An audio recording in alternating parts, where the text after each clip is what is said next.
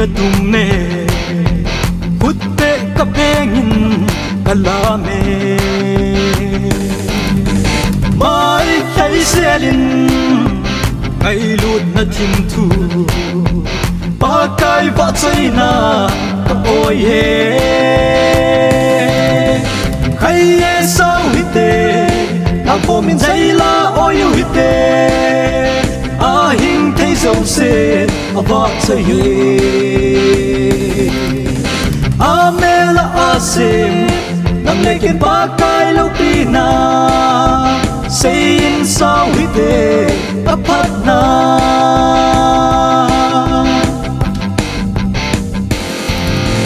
Bang tilhozong Zayla o yun Ating ti asabe O makitol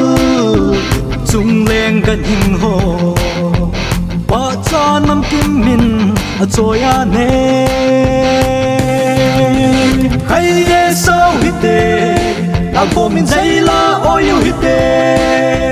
A hing thay dâu se a ba cha ye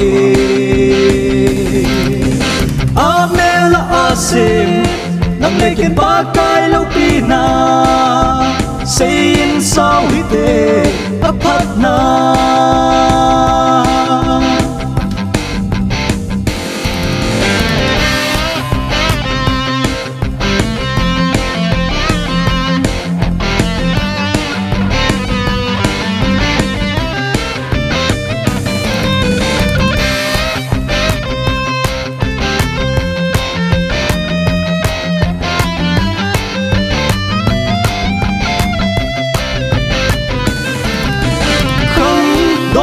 ho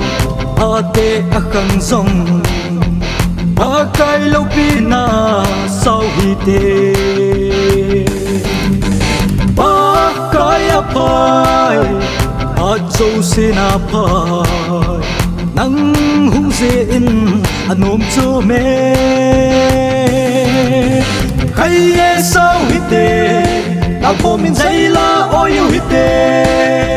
Ahing thay dâu se Abak sa ye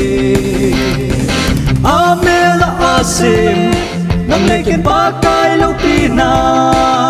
Sayin sa wite Apat na Kaya sa wite Ako min zayla oyo wite Ahing thay dâu se Abak sa ye Amela asim Nang lekin bakay lupina Sayin sa wite Apat na Sayin sa wite Apat na